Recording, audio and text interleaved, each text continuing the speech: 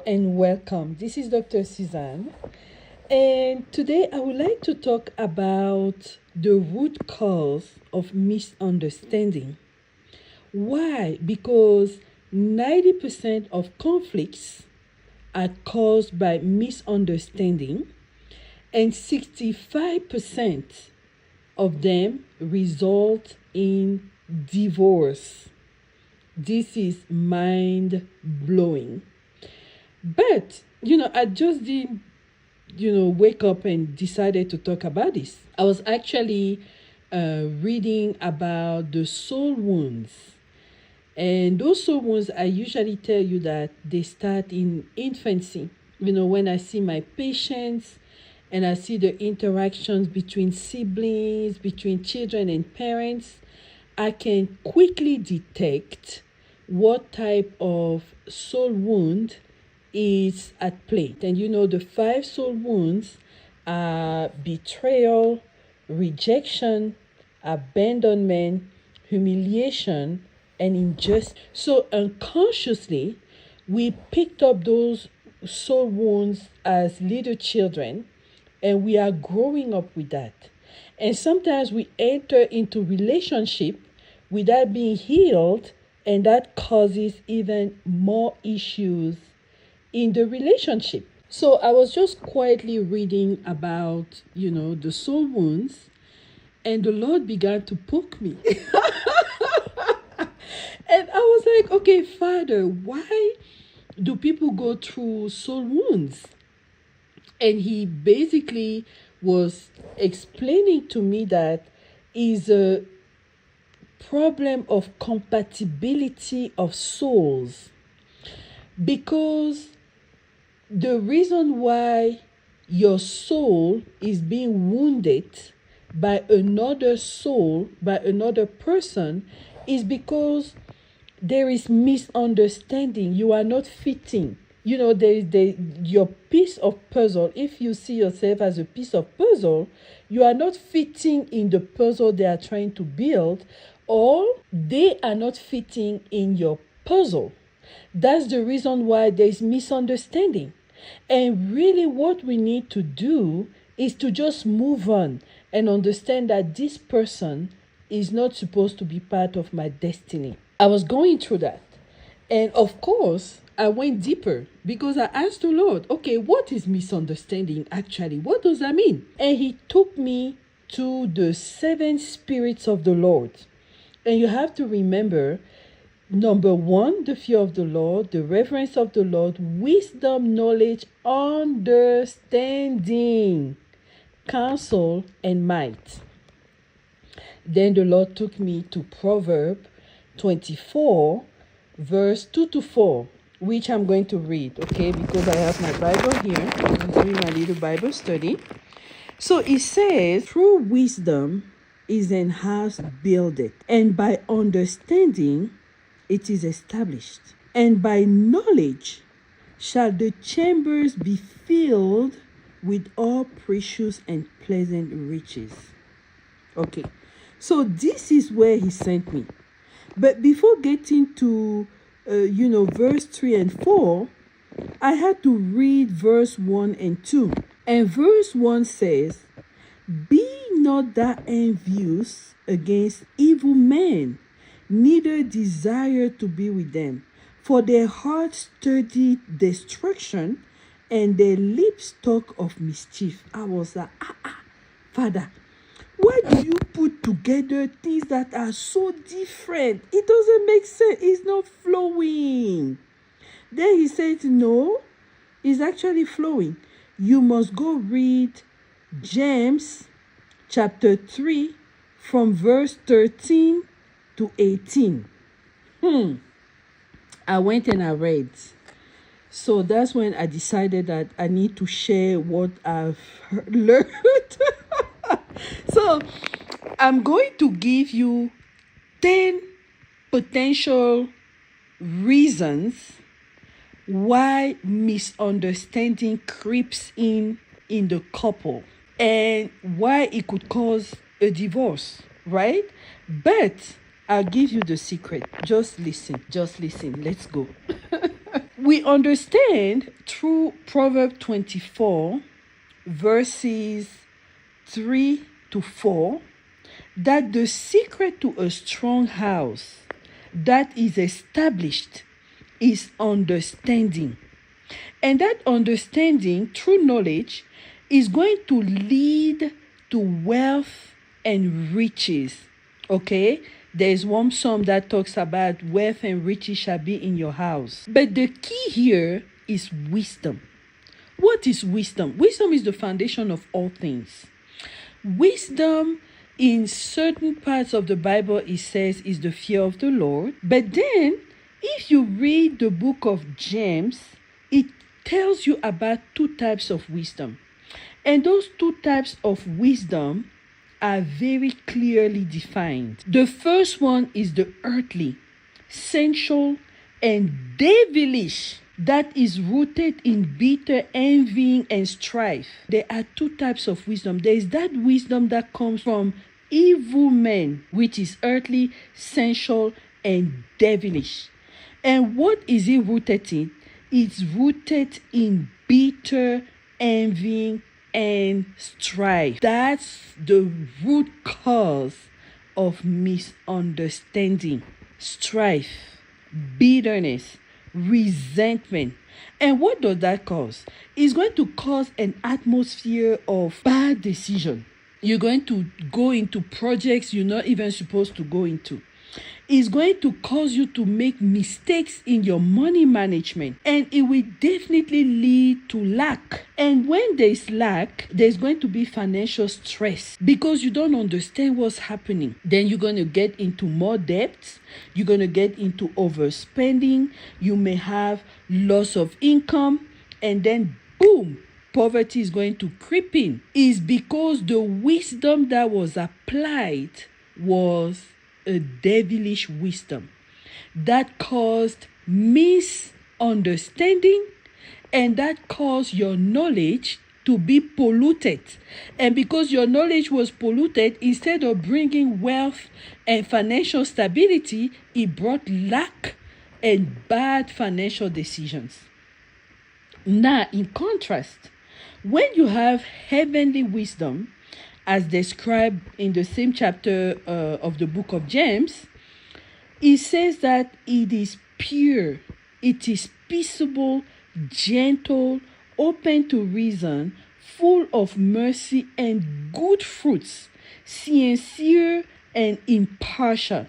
So this type of wisdom, the heavenly type of wisdom, is rooted in unconditional love. Unconditional love is rooted in kindness.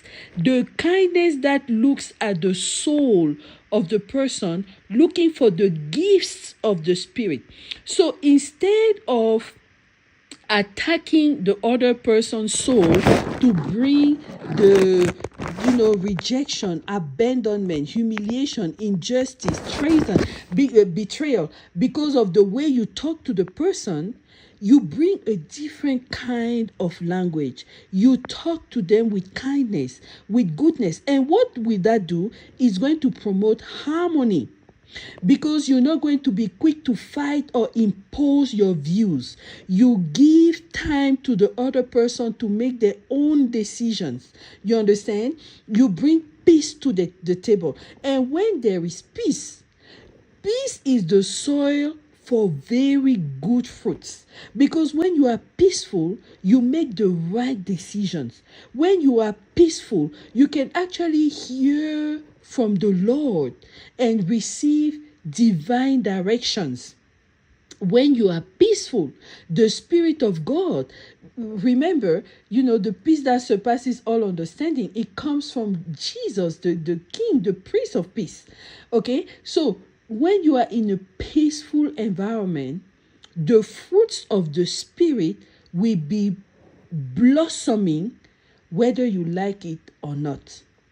So, misunderstanding, the leading cause of misunderstanding is earthly, devilish wisdom. So when you are unequally yoked, with someone that is envious, someone that loves strife, someone that loves quarrels, someone that is always arguing, always being negative, bitter, telling you negative stuff, taking you down, just belittling you, you have to know that that person is not equally yoked with you. That's another way to figure that out. So, what are the 10 behavior that will lead to misunderstanding? Number 1, a person that is controlling, wants to control every single movement you're having, wants to control how you're spending every penny, wants to control what you're purchasing. You're not supposed to buy this, you're supposed to buy this model. It's micromanagement. Number 1. Number 2, resentment. In couples where communication is not fluid, resentment can install itself very quickly. And you can see that if one of the partner is an avoidant, you're trying to come up with something you have to tell them, and they avoid, they don't want to answer, or they're always tired, or this and that, you just irritate them. Resentment is going to build in. Bitterness because they hurt your feelings, because they are poking at your soul wounds. Maybe you feel humiliated, maybe you feel that something is not fair, maybe you feel rejected, because you've been asking your wife every night for something and she's always oh Lord, that's okay. Look, that's not funny. But I'm just telling you where all this is coming from, okay? Pay attention. It didn't start like that, oh. It started with you guys were liking each other, just being, and then life crept in. Pay attention, okay? Number 4 is unforgiveness. When you feel that you cannot forgive your husband because he had an affair, or because he did something, or a guy, he wouldn't forgive his wife because she slept with another guy. This one is going to bring misunderstanding and the breaking of your marriage. Number 5, envy. When your partner begins to envy you or is jealous of you, that partner is from the devil. No matter what you want to do or say, I'm telling you, you are unequally yoked, because you can only express what is inside of you. That seed of the devil is going to find expression through envy and jealousy. Number 6 is pride and a big ego. There are some men that have huge ego. They want submission at all cost. And because you must be a submissive wife, you must listen to what they're saying. You must do this, you must do that, and keep quiet. Meanwhile, he's making blind decision, and you yourself, you've seen that you are going to crash. But this big ego can also lead to misunderstanding and divorce. Number 7, not being flexible. Maybe you have this idea and then your spouse tells you, what if we do this that way? But no, you don't want to listen. It's your way or the highway. Okay? Number 8, lack of financial education. A lot of people can be intellectually advanced, but they lack financial education. They don't know how money works. They don't know how to save, how to invest, even how to spend. Because you could be spending for things that have no value, and you lose money that don't have, anyway. Lack of financial education. Number 9, futile spending habits. Okay, so if, for example, and that applies to men and women, but we see that a lot more in women. If you are a woman who doesn't know how to raise money, who doesn't understand what you can do. God has given you gifts in your hands, in your mind, in your womb. You are loaded, but you don't know how to bring it to reality. And all you want is this man who is going to give you a castle, give you, this and that, and you don't want to understand how to manage money. There will be problems. There will be problems. And then number 10, not trusting your spouse's gifts. God has given all of us gifts. It could be in the way we see things. It could be analysis. It could be brainstorming power. It could be the capacity to see the small things that must be changed. Every one of us has a gift. And if we don't acknowledge those gifts and take them into account, with time, our spouse is going to feel not seen, not heard, belittled, not important, and this will definitely lead to misunderstanding and eventually divorce. In 65% of, 65%, this is more than half. So it means that before we get together with someone, there is so much to check, but the real check is in spiritual compatibility. How do you think? What wisdom do you apply in your life?